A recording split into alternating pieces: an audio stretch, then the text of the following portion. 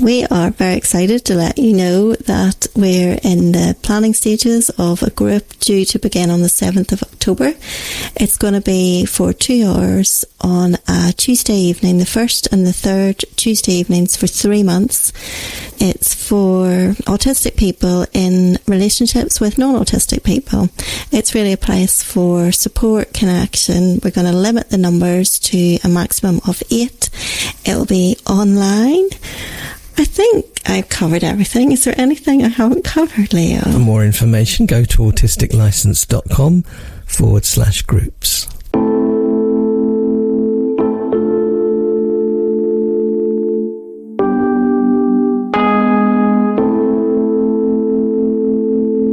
Welcome to the Autistic License podcast. I'm Siana, and I'm in Carrickfergus in Northern Ireland. And I'm Leo in Suffolk, England. We invite you to listen in on our conversations as we experiment with unmasking in an autistic space. We talk about what it means to discover we're autistic as adults, especially with established careers as therapists. We want people to know that autistic therapists exist and to broaden the conversation about neurodiversity. You're so welcome to join us, whoever you are and wherever in the world you are. We hope you'll find something of interest and connection here.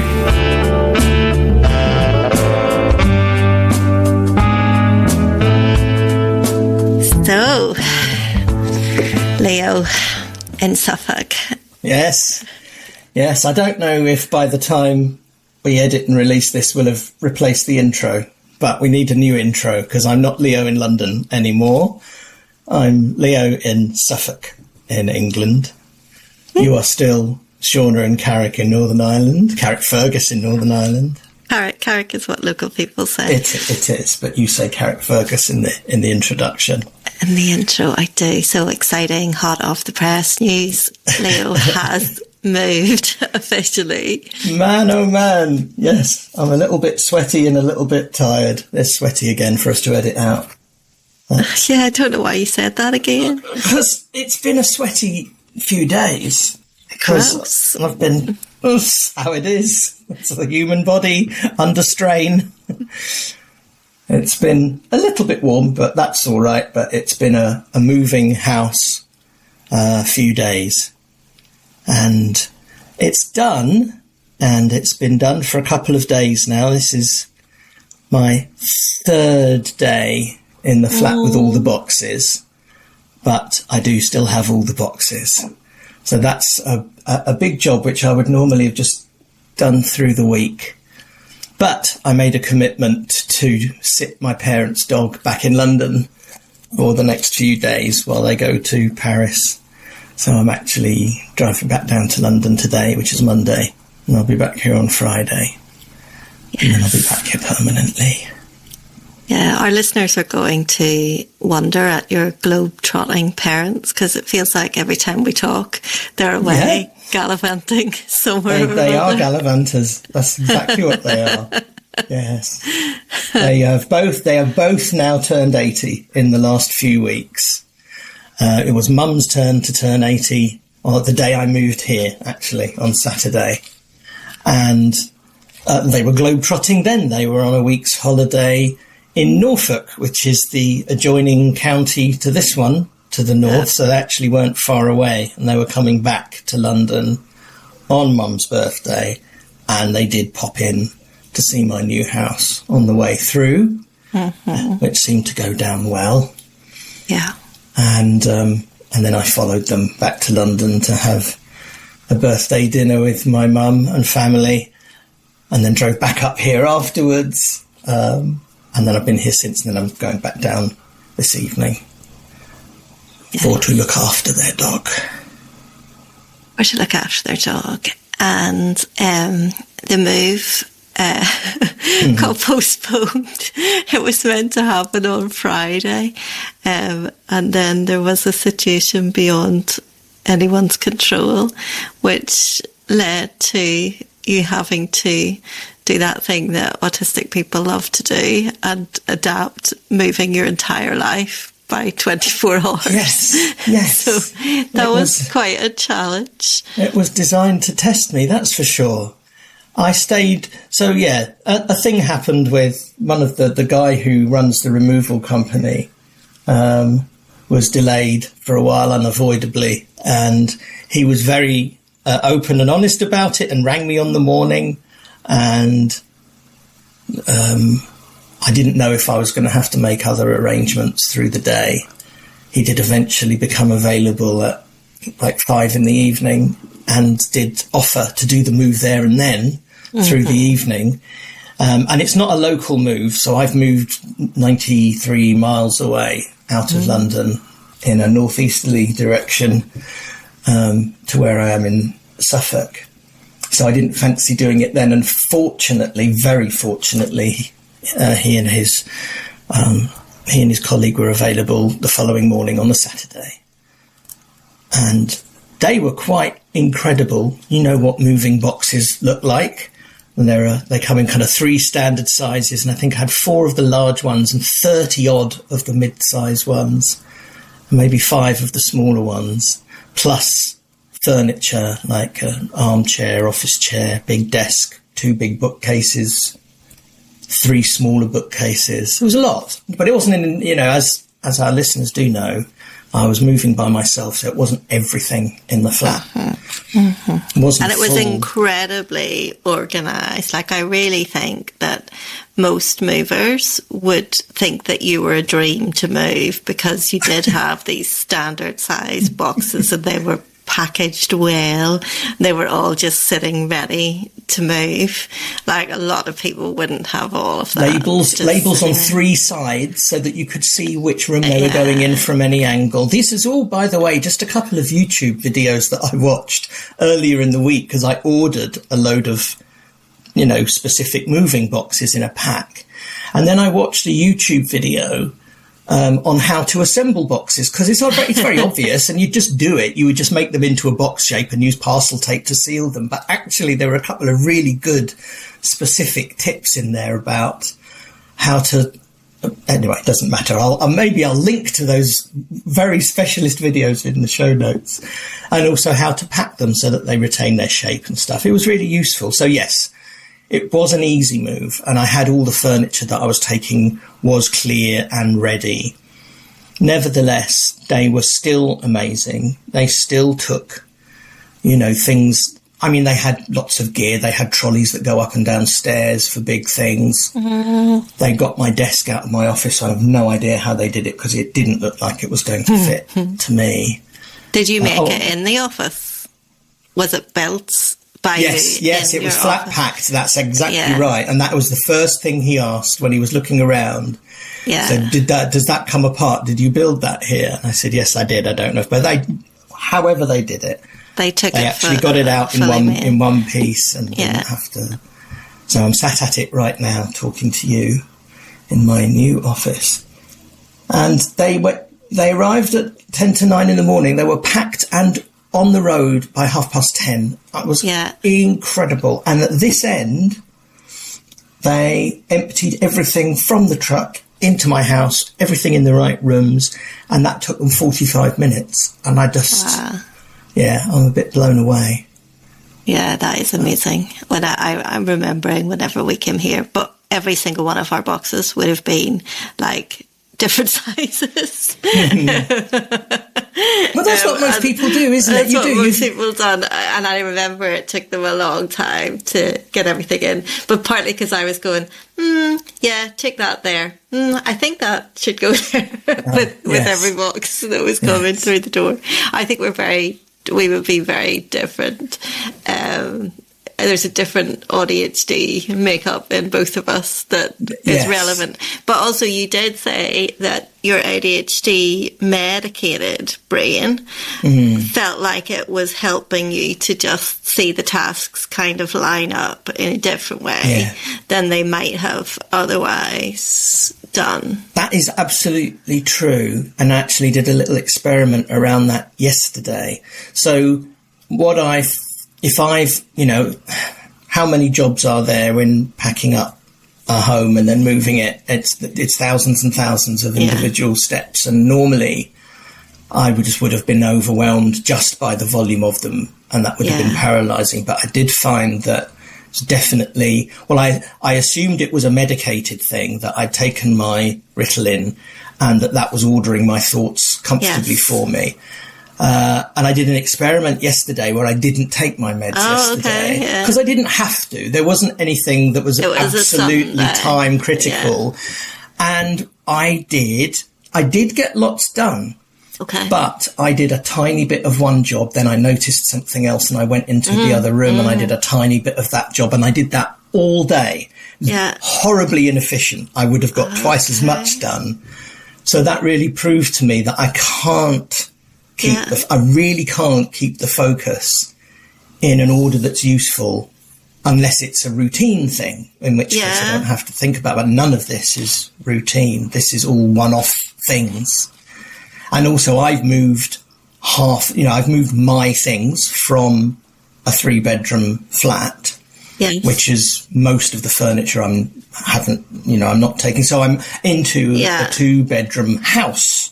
So I've got lots of room, and that's really, really good. That's helpful. And I've got a garage as well.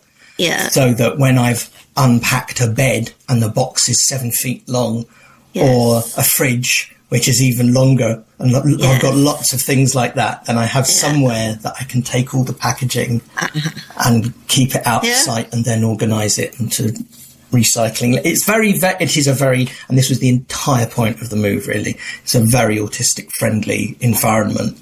Yes. And I'm in a cul-de-sac. I don't know if that's a phrase used in America or elsewhere. It means a dead-end road. Yeah.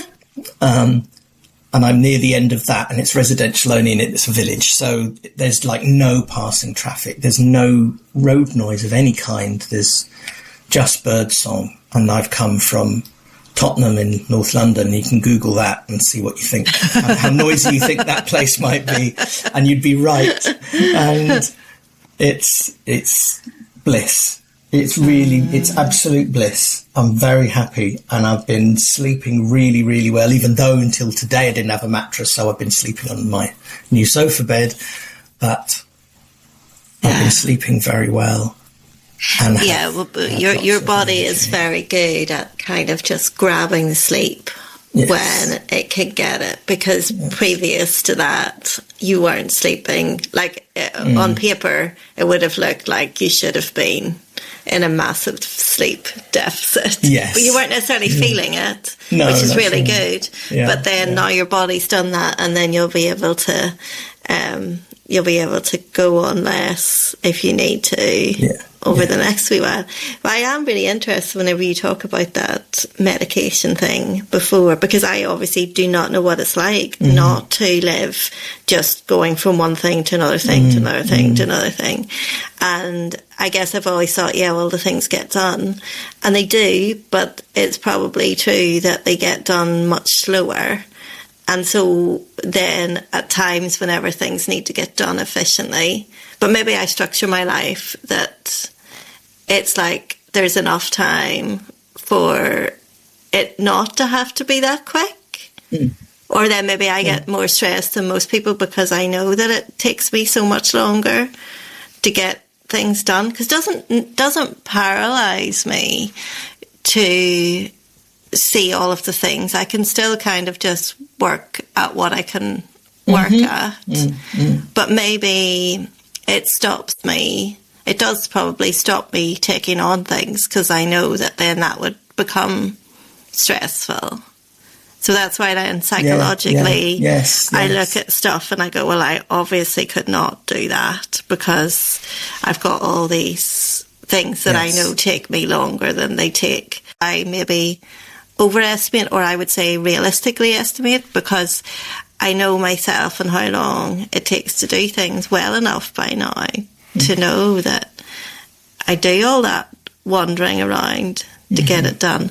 But it's still, even talking about this and even hearing you say about it, it still doesn't actually make me want to be medicated. And maybe that's just the unfamiliarity of, like, what would it, like, it's not something that I aspire to, being able to be efficient and productive I know it's useful in moving house, so I can totally see that. And I know you've said it's revolutionised things and all of that. But there's something in me that doesn't necessarily want that. And why is that? Is that just me, like, resisting being part of the capitalist wheel? Or what is it that... In terms of pharmaceuticals and... No, in terms of being productive. Oh, being more productive in being more productive in itself. life. Right, Being like a machine rather than just a human being who wanders around and pokes at things and gets a sufficient enough amount of things done in life to make me, not be drowning constantly. Yeah. I mean, initially as you were speaking, I was going to say, well, maybe my chaos caused me a great deal more distress. And so that's, so maybe that's why I was also quite motivated to, if there was something I could do to improve it. But then that would kind of give the impression that you don't get stressed with overwhelm, but you do. But what I've always seen of you and heard you say is that you pretty much are content with how you move through your life and what you get done. Yeah. And it's not a constant pressure on you, but there are times when, and I know you've been talking about at the moment, when there's a summer break coming up and there's lots and lots and lots to do, and that feels that's uncomfortable and very stressful. But I think maybe I when you said about me helping with my move, and also you were saying stuff about over and underestimating what we can achieve and how much energy we've got. I have to say, if a year ago I was facing this move, I would have been in a much worse state. Yeah. In fact, it would have felt impossible. Yeah. I think it really would have felt absolutely impossible, at least to do it the way that I've done it, in a big, one-off, big upheaval. And that's interesting, because that's definitely a difference. But also, and this was quite a revelation, and this literally hit, so I was due to move on Friday morning at midday. He had a prior booking, and I got the phone call to say it wasn't happening that day, or it wasn't happening for the time being, at maybe 9:30 in the morning. Yes. And I was all right. Even though I didn't know at that point that it would all go ahead the next day. Yeah, I just knew that I may have to find, and I was looking for alternatives. And finding other things to do. Removal people, and then using that time however productively I could to make the move easier, which I also did. That's right. I'd forgotten that. That's right. And one of the things that the guy said when the move was on at the end was, sort of, thank you so much for being so calm. Most people wouldn't have been that calm. Yeah. And I was thinking, I suppose I was. I mean, I didn't really register it because it wasn't a thing I did on purpose. But I did have a kind of, I've got all weekend, it'll happen. I wasn't under also just from a practical point of view, when most people move, their tenancy or their property is sold or whatever, it's an end, and they have to be out that day. And it is very, when my parents moved, there was a chain. This is like 3 years ago. And the exchange, the final exchange and completion thing, the completion, I should say, didn't happen until about 5 o'clock in the evening, minutes before the offices were going to close. And it was this awful, nail-biting. It was horrific. And that's most people's experience to some degree of moving house. Is really, whereas I did have the cushion of it didn't have to be any particular day. I wasn't going to be on the streets or anything in my stuff. Yes, it was highly inconvenient, and from an autistic point of view, it could have been a massive challenge. I don't know. I'm just kind of going back to what you said, because I don't know I get overwhelmed. Well, no, I don't get overwhelmed, actually. Not overwhelmed that it would paralyze me. I get overwhelmed in the sense that I think what you're describing is that I complain when I feel like there's too many of the same type of things that just need done. That's a different thing, I think, because then I don't feel any pleasure in them. I feel like it's just tick this, tick this, tick this. And even if I'm like going from thing to thing in my normal way, but I think that's what you're describing, when I feel like there's just, just a bit monotonous, and it's not overwhelmed though. But I do think there's something in my standards or my expectations would be lower. So if I had to do something like what you've just done, I would need to like block out a month, and you know, it would be more the psychological, you know, coming to terms with that is really how long that'll take me, because I will get to a place and I'll need to wander from room to room and half do this and half do this and half do this. And knowing that, and not knowing realistically that I can't just do it hyper efficiently. But I think there's a tension sometimes where people legitimately want to be able to do that, but their brain won't let them do that. And there must just be something where I don't particularly want it. But then I also don't know if there's a problem with that, because then that means that maybe I pitch my, I'm going to say standards, because at the minute I can't think of the right word for it. But like, I just won't do things. So it's not like I think, I could be... Expectations, is that? Maybe, like I could not be accommodated in it, so then I don't want it anymore. So, I couldn't go to that place because I won't be able to cope with it, or I couldn't do that because I won't be able to cope with it, or I couldn't do that because I won't be able to cope with it. And when you say it like that, it can sound like it's a choice, but actually it's just a avoidance of the overwhelm and the too muchness. So I won't apply. I'll walk out of that job rather than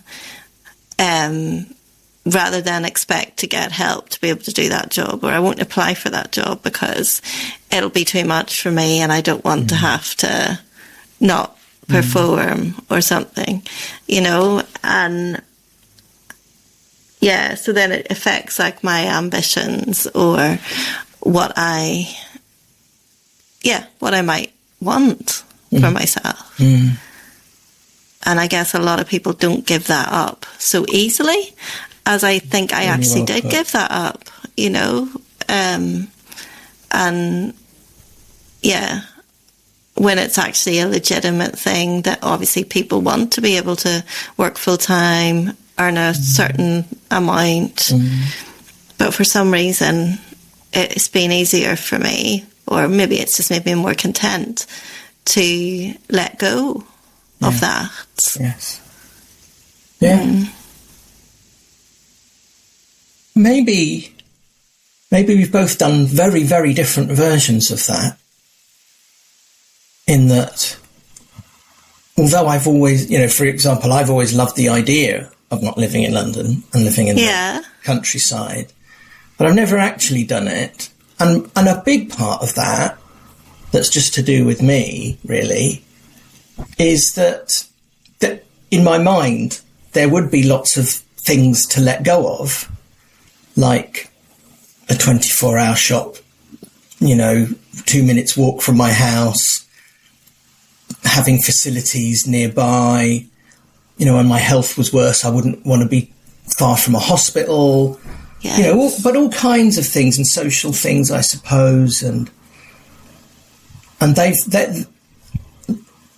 in a similar way, maybe I've let them. I haven't let them. They have fallen away in importance, and even just the last couple of days, where you know I haven't had a fridge, or you know, or a comfy bed, but it was enough.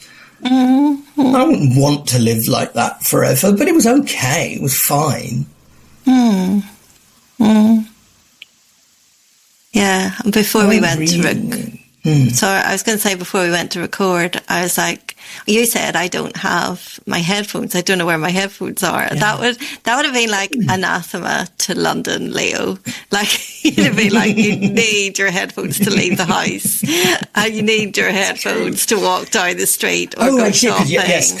Or like you just you're talking about you're talking about from an autistic point of view, my noise cancelling headphones. You need headphones, and yet you did not know where your headphones were. So therefore, that accommodation was no longer required. Yes. Or at least I may have noticed it later, but it wasn't constant. That's right. Yes. That's right.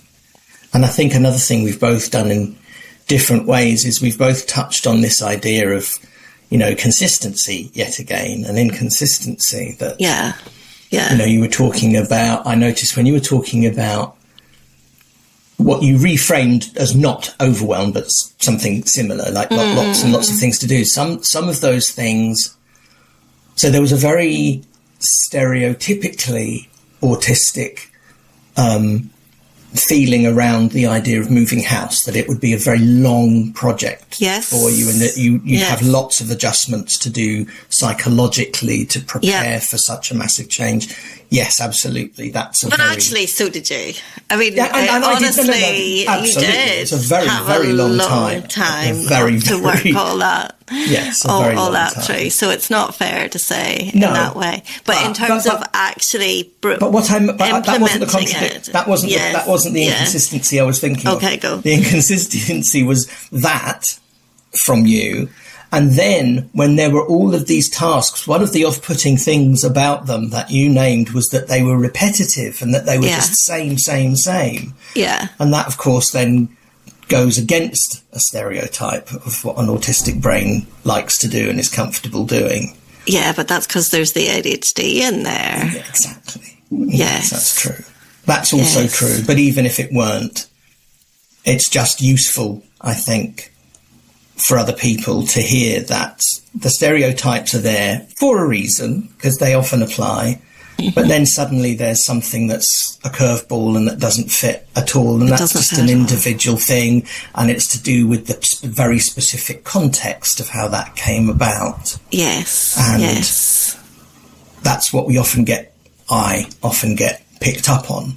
Yes. When people are going, maybe they're a little bit doubtful, or, the old "you don't look autistic" meme. Yeah. Is that, but you can do that. That's not what autistic people are able to do, etc. Yeah. That's why I'm always interested in the seeming inconsistencies. It's that everything is so dependent on context and so many factors. Yes. Shall I list some of the coincidences? What coincidences? Well, I've talked about coincidences a lot because I enjoy them, and it's not that I always try to put meaning to them, but I do enjoy them. But I found through looking at my diary that when I moved into the first flat that I bought in 1999, you know what's coming, I moved in on July the 24th. And then when I moved into the flat with Rachel, although I was there on and off for a long time, the actual day that I put everything in a vehicle and brought it over in boxes was July the 24th. Mm-hmm. And then I spent my first night here before the removal van came with a car full of stuff, which would have been July 23rd, but there was a car crash on the motorway which delayed me, and I didn't get here till 12:30, so it was July 24th. And that is quite astonishing, because none of that's on purpose. And of course there's, it's almost a certainty when compared to the odds of winning the lottery, for example, but nevertheless, I do like those things. And the removal company that I chose, the guy lives a few doors away from where I've just moved from. Out of all of London, which is also something. It's also something, yes. Although if you hadn't have chosen him, then you might have moved on Friday, but then maybe that would have jinxed something else. Yes, exactly. I'm happy with all of those things being neat and lining up in a satisfying way. I don't necessarily believe it means anything, I'm also open to interpretations of that as well. Yes. What else can we talk about today? We're tired. I'm tired. We're both tired, understandably, I think. Yeah. Why are you tired? I don't know. I think I'm tired because I haven't had a long period of time off, and I think that's why, like, my cough is kind of lingering, and like I need a break. I'm just a little bit run down, a little bit, not that there's something that I'm really unwell or something, but just with, like, keeping going and having to do all these follow-up backlog of jobs that need done over the summer. I think that in terms of what actually comes together and in terms of the actual literal volume of things that I may achieve in the next week and a half before I take time off, it probably is legitimately what would make anybody who hasn't had a break yet feel tired. So I don't know if there's any point in putting this out, because I don't know if it's in any way, like, news or interesting to anyone at all. It's just that I still have this interest around it. So yeah, well, I don't know what my point is. Well, I'm tired and you're tired. Yeah. Yes, I know. And that in itself is not groundbreaking information. But first of all, that's not why we're here. We don't have to have incredibly interesting, useful. But you will have experienced, we both will have experienced our tiredness and everything else in an autistic way, because that's how we experience everything. And even just the way that you even the fact that you're tuned into it and the fact that you describe it at all marks it out as a different experience to a neurotypical one, because it wouldn't be commented on or it wouldn't be explored, I don't think, in the normal run of things. Well, even if the causes have something in common and a bit universal, the exploration around it is very autistic and detail focused, and there will be people who will resonate with those words. You see, I think a lot of people, I always find, like, a lot of people spend a lot of their life complaining about being tired. Yes. And, you know, and oftentimes when those people do that, I feel like, well, but you make yourself tired because you pack too much into your life. And it almost seems like being busy goes along with being tired as some kind of, like, people want to medal because it means that they're excelling in life if they're busy and tired. And I don't see myself as, I'm not a busy person. So I don't really fit that. And yeah, there's just something about it. Yeah, I don't think I've got anything else to say. It's always, I think it's always worth us commenting on it, because one of the biggest things that I do think needs to be highlighted and reminded, and people being reminded of, is this very different economy of energy that we have, that how we recoup it, how we spend it, and that is a very different experience. Yes. For a neurodivergent person, very often. So it's always relevant. And it's, you know, I'm amazed in the opposite way, although, yes, I'm sleepy tired now, but I feel appropriately tired. But that over the last 2 weeks, when all the activity around this move has really ramped up, I've been awake for long periods, much longer than usual. No napping, which had become a bit of a part of my day, and getting loads done. And even just the driving part, you know, I've been doing 200-mile round trips every other day for a while. And I am surprised at how exhausted and broken I'm not. because I would have expected to have just collapsed into a heap. But I think the positivity of what I'm doing and experiencing does, again, make this contextual difference, which looks very inconsistent with how I have been. That's right. And that is surprising. And your health has been really good as well. Yeah, there hasn't I think it's very telling. There hasn't been any big concerns about that. You know, in terms of just picking up illnesses that you might have picked up before. You know, and also your energy to get things done and lift things and, you know, all of those things. You've been doing like 2 people jobs, which... That's true, yes. I built my king-size bed yesterday. All of that kind of stuff. Yeah, no, it's true. So there is things like that have happened, and you had a period of time, for quite a long period of time, where you were getting up early in the morning, and but also then not doing the napping and sleeping in different, you know, staying in your parents' house, or you know, things like that. And there was lots of people around. There was a lot of things that were quite disruptive and could have ended up where you just didn't have enough sleep, you were headachy, you were grumpy, but things like that didn't seem to affect you, even though there was a lot of challenges with all of that. But I do also really think there's also been a few days, maybe the last few days, when you've done lots of sleeping, and there's been other pockets of time, maybe whenever you've done that.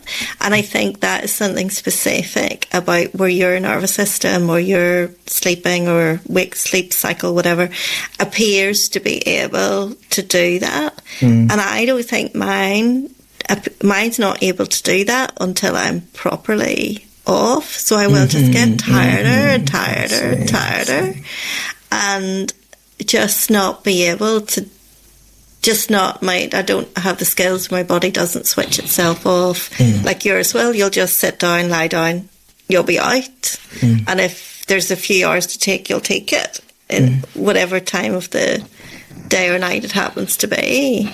It's certainly happened this last week or two. That's happened to you true. At times in the past as well. Well, you know, I think that all of that kind of unexpected, positive lack of disruption or ill effects of how busy I've been, and the big disruptions that there have been, and emotional ones, just shows me that I am in the right place. This is absolutely what I should be doing. This is a good call. Yeah, I wonder, will there be, you know, what will happen though? You know, the way like people sometimes get unwell when they go on holiday. Yes, exactly. I've been thinking that. Like, or will there be a big thing where it all totally hits you? And maybe not like in the middle of the summer when everything's nice and pretty and you can see all the positive things, but then like a little bit further in to things. I keep expecting that. We don't know. No, we don't know, and we'll I'm sure we'll talk about it if and when it does or doesn't happen. Yeah. But I forgot what the but was. Doesn't matter. Yeah, for the time being, this is fine. If there is some kind of collapse at some point, I'll say fair enough. Yeah. That's appropriate. But yes, we are about to. I mean, I've never taken 3 weeks off in a row. Since that's a big deal for you. I've done 2. Yeah. I always do 2 weeks as my longer holidays, but this year I'm doing a little over 3 weeks. Yeah, and I'm very much looking forward to it. Obviously. And I shall be visiting. And you will be visiting. We will see if we can record during that time. Oh, we certainly will. Yes, as long as I've unpacked enough to make a nice, comfy recording environment in here, which is a big part of what I want to do, then we certainly will be. Yes.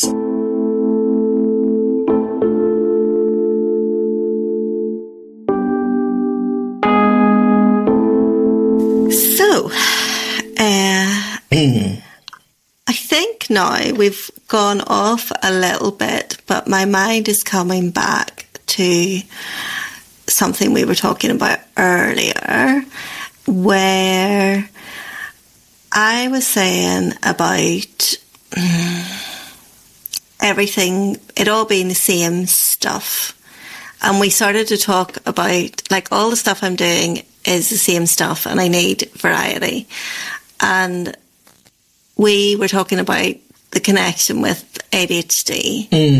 But I guess that when I think about what this month has been like, I realise that what I mean by it being all the same stuff is, like, it all being stuff that needed done and or work. And not that I don't like my work, actually, and not that getting stuff done can't end up being, like, quite fulfilling, kind of doing it on my own terms. It's felt like some of that, there's just been too much of the same thing. And, like, no, like, I've stopped doing Pilates, I've stopped doing yoga, I've stopped at 5 Rhythms, stopped for the summer, and, like, I haven't done, like, Doll's House stuff or anything like that. So I feel like the only thing that I've done that's given me those little pockets of something like a special interest or just something that's kind of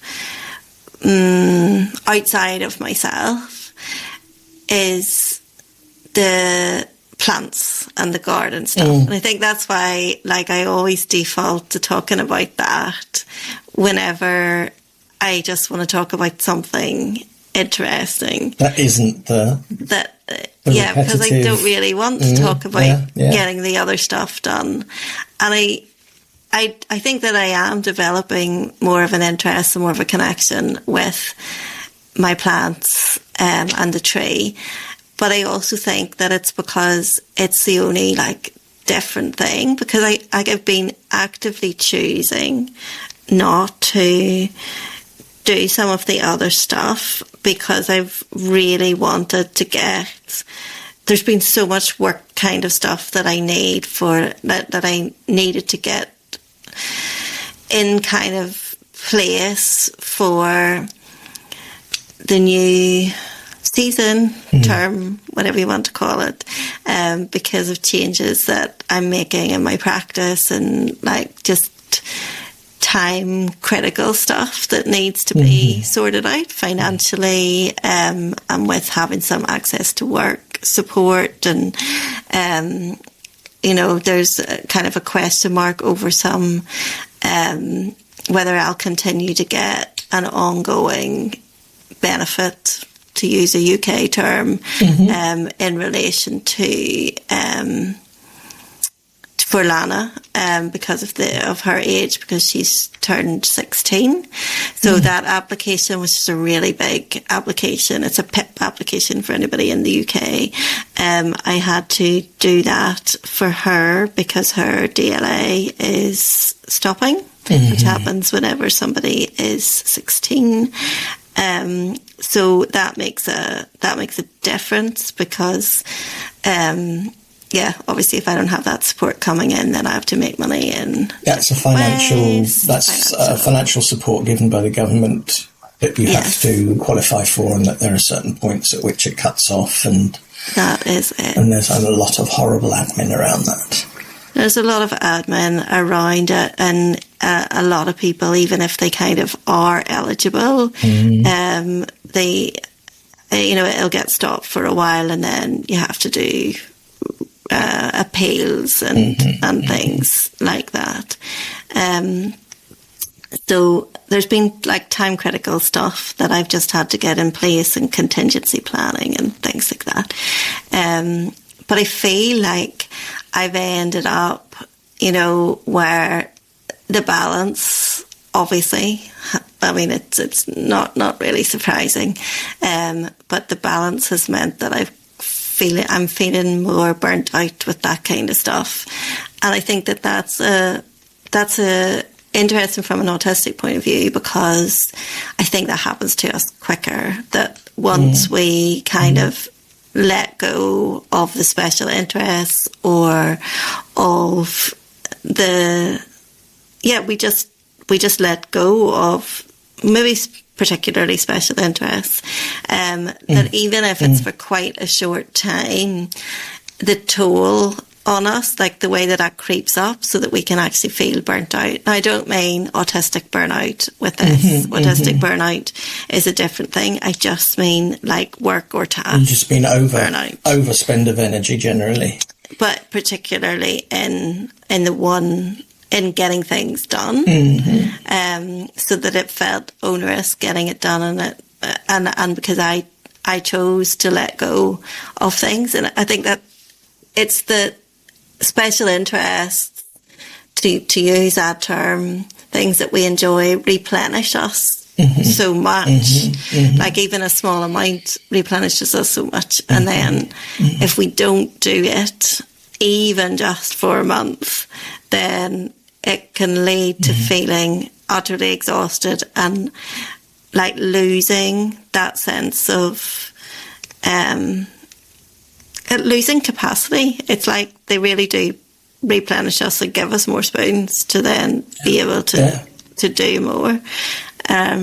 So I think that is why I'm so tired, rather than that it is really an excessive amount of work that I've necessarily done. So yeah, that was lingering from earlier on.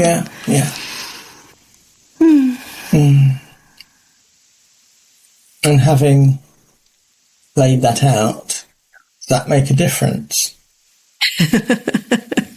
Well, that's what you said earlier on. You said that like the autistic way of being tired, or how we talk about being tired, is different. That's what makes it autistic, that we have all that detail. So I think that kind of invited me maybe to do it, or maybe I would have done it anyway. But yeah, it does make a difference, even just to hear myself saying things. Externalising for everybody, I think, is usually beneficial. But there is something particular, I think, about laying things out verbally. And I will say particularly to neurokin, because it can often sound like nothing or inconsequential to many people, I think, because they can't relate. Even if you don't get something reflected back at you, just to know that it's been absorbed by somebody who can experience the same thing, and therefore it makes sense. Yeah. It's not necessarily about feedback.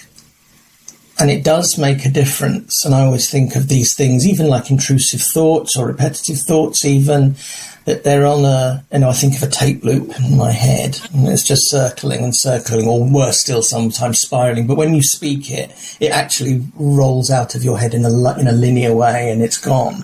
Of course, it's not gone, but it's the tension of the looping can really dissipate. That's really interesting, but it's made me imagine a cassette tape. You know, whenever it would like come out of its loop, and like you'd have to roll it up with your finger or with a pen. Or the biro, that's right. To make it do that. So you have to be a certain age for that. And when during COVID, there was a brilliant meme which had a spelling mistake in it, so I actually recreated it myself so that I could post it. Yeah. But it was basically a cassette and a big biro underneath, and it said, "If you know what if you know the relationship between these two things, you are vulnerable and should isolate."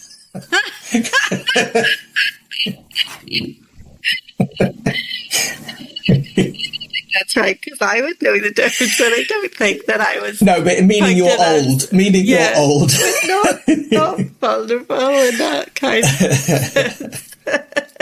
Although you did feel kind of vulnerable, didn't you? Because if it had your favourite song on, then sometimes it could get wrecked, and sometimes when you roll stretch it up at that again, point, it would stretch like, a little bit, or it would twist and do that. That's That would right. be just in the wrong kind of bit. I remember you used to pull it out and it had been chewed.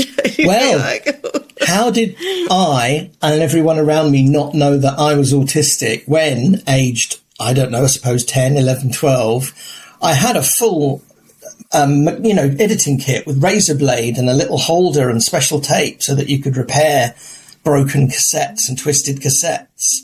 So I would sit there with the special editing block, making little razor cuts, getting rid of the bad bit and then overlapping the tape and putting the special editing. I went into the West End, to the only places where you could buy this specialist editing stuff. My goodness. Wow. I didn't even know that was possible. Oh, yeah, that's how radio producers would make things. And even in recording studios, when you would make edits of songs, it would be with a razor blade and sticky tape and editing. And I didn't know or understand any thought. But there you go, you see. We've gone off down this very specific path there, but it isn't yet another of the million billion things that pointed a big neon "I am autistic" arrow at me.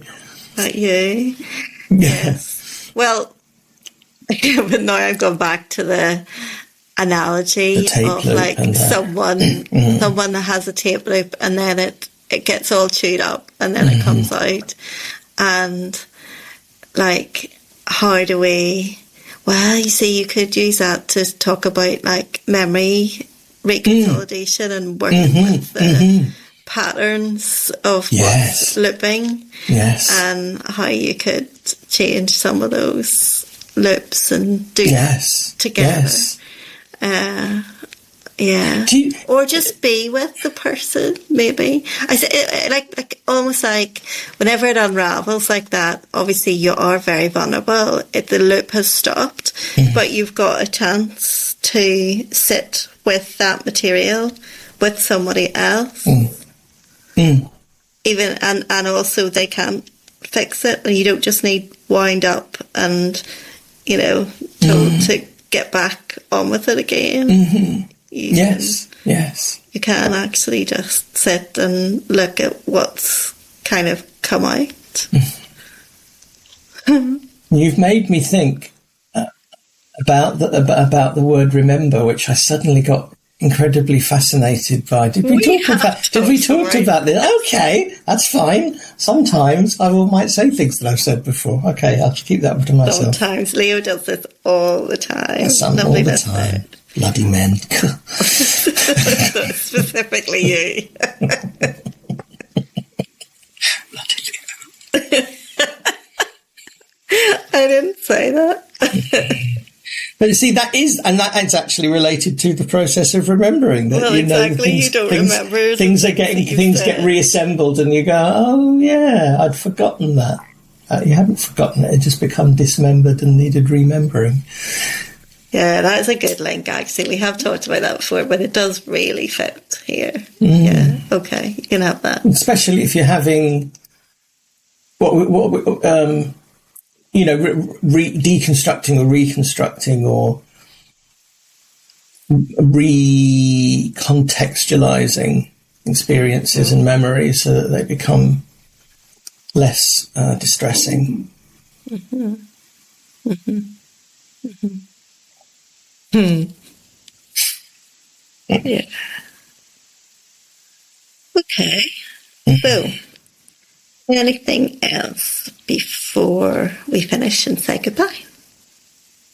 Well, I don't think so. I think that I'm slowly getting comfortable where I am in my location, having to have recorded on a different machine in this episode because I haven't yet unpacked my actual podcast recorder. I don't know where it is. Yeah. So I've had to tart that up a little bit. But it's good to be this tired and have the opportunity ahead of you to rest. And we don't get that very often. Thank you for being with us, lovely listeners. Lovely listeners. And we will talk to you again soon, hopefully, whenever we're together in Suffolk. And Suffolk, live and direct from Suffolk. Goodbye. Goodbye. Thank you for listening to the Autistic License podcast. You can connect with us via Instagram, Facebook at autisticlicense.com or by email at autisticlicense@gmail.com. And we spell license the British way, LICENCE. We also have a thriving Facebook community. Search for Autistic License Siana and Leo or click on the link in the show notes.